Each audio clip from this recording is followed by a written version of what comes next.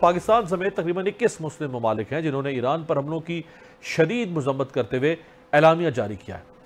کیا یہ مسلم ممالک عملاً ایران کی مدد کر سکتے ہیں؟ اور چین نے جو امریکی صدر کو شٹ اپ کال دی ہے، کیا تمام اسلامی ممالک چین اور روس کو قائل کر سکتے ہیں کہ وہ اس جنگ میں امریکہ اور اسرائیل کو باز رکھ سکیں؟ دیکھیں، پہلی بات تو یہ ہے کہ یہ بہت خوش آئند ہے کہ او آئی سی اور تمام اسلامی ممالک نے ایک اصولی فیصلہ کیا ہے، کیونکہ یہ بہت ضروری تھا کہ اسرائیل کے خلاف تمام اسلامی دنیا ایک جو ہے ایک یونائٹڈ فرنٹ پیش کرتی۔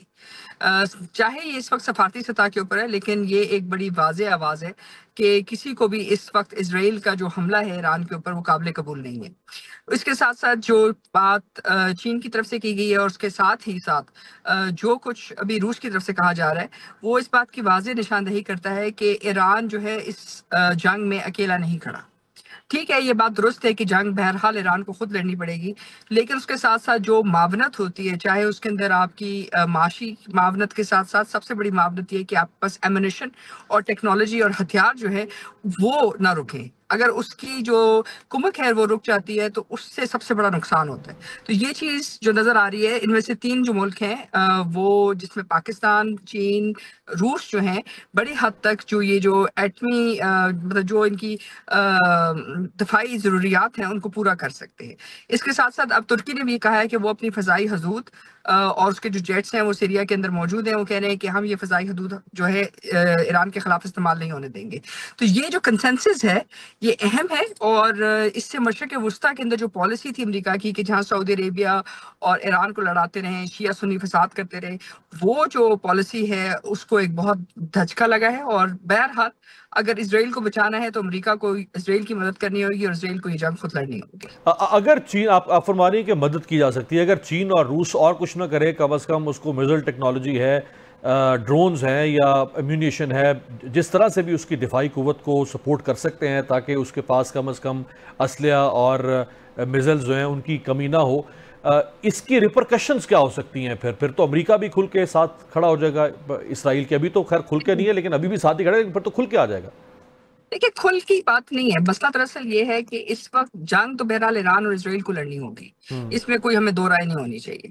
بات یہ ہے کہ اس وقت نہ امریکہ ایک نئی جنگ میں داخل ہونا چاہتا ہے۔ امریکہ اسرائیل کی مدد ضرور کرے گا، ان کو شاید کمک بھی دے گا، اور ان کا ایک دفاعی معاہدہ ہے، اس دفاعی معاہدے کے تحت وہ اسرائیل کو چیزیں پہنچائے گا۔ اسی طرح ایران کا ایک دفاعی معاہدہ ہے جو روس کے ساتھ ہے، روس بھی ان کی مدد کرے گا، لیکن روس کیونکہ یوکرین کی جنگ میں موجود ہے تو اس لیے ان کے لیے شاید چیزیں دینا مشکل ہوں۔ لیکن اس کے برعکس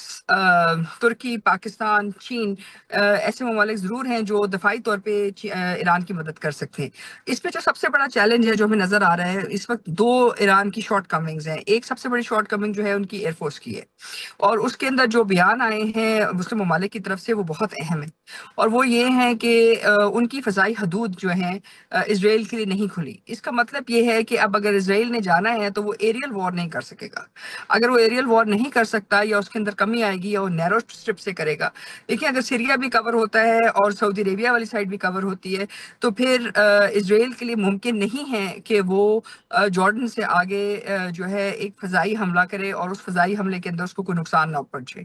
دوسری بات یہ ہے کہ اس کے ساتھ ساتھ یہ کاسٹ آف وار ان کی انکریز کرے گا فضائی طور کے اوپر، تو جو ایئر سیکیورٹی کا ایلیمنٹ ہے وہ ان سے افیکٹ ہوگا۔ دوسری طرف یہ ہے کہ جب آپ اس کی مدد کرتے ہیں اور یہ کہتے ہیں کہ آپ ایران کے ساتھ کھڑے ہیں، تو اس کا مطلب یہ ہے کہ جو امریکن بیسز ہیں مختلف گلف کے اندر، وہ بھی اتنا کھل کے مدد نہیں کر سکتی، کیونکہ یہ ایک واضح آپ نے ٹلٹ بتا دیا ہے کہ آپ ایران کے خلاف جنگ کی اجازت نہیں دے رہے ہیں۔ اس لیے ظاہر ہے یہ جو بیسز ہیں یہ بہت ایک ڈیلیکیٹ فورن پالیسی کے پوائنٹ آف ویو سے ہیں۔ کل یہ فیصلہ بھی ہو سکتا ہے اسلامی ممالک کے اندر کہ ہم چاہتے ہیں کہ آپ یہ بیسز ختم کر دیں، اور اگر یہ صورتحال بنتی ہے تو یہ ایک اور نیگیٹو پریشر کریٹ ہوئے گا جو ابھی اس وقت امریکہ اپنی پالیسی کے لیے نہیں کھچائے گا۔ تو اس لحاظ سے وہ مدد کریں گے،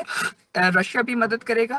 اور چین بھی مدد کرے گا۔ دوسری بات یہ کہ ایران کے پاس اگر کمیونیکیشن لنکس آ جاتے ہیں اور ایئر ڈیفنس ان کا تھوڑا سا اسٹرانگ ہو جاتا ہے اور میزائل کے جو براجز ہیں وہ کنٹینیو کرتے ہیں، تو پھر یہ اسرائیل کے لیے اپنے لوگوں کو یہ بتانا کہ یہ انہوں نے کاسٹ فری جنگ کی ہے ناممکن ہو جائے گا۔